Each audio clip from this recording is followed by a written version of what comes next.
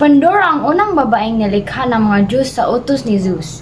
Binigyan siya ng iba't ibang mga regalo ng mga Diyos, kabilang ang isang misteryosong kahon na naglalaman ng lahat ng kasamaan sa mundo. Siya ay binigyan ng babala na huwag buksan ang kahon. Ngunit dahil sa pag-uusisa ginawa ni Pandora, sinasalamin ng Pandora's Box ang mga pagpapahalagang patriarkal ng sinaunang lipunang Greek na naglalarawan sa Pandora bilang sanhi ng pagdurusa ng tao.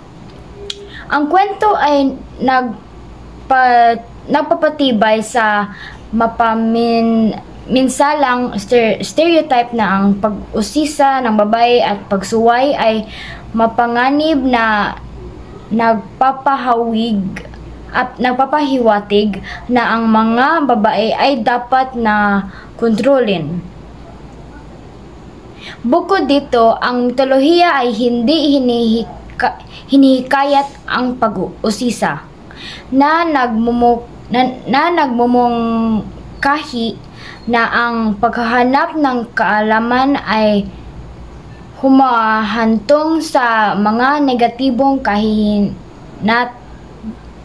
kahihinatnan. Ang pagsasama ng hope sa dulo ay malabo.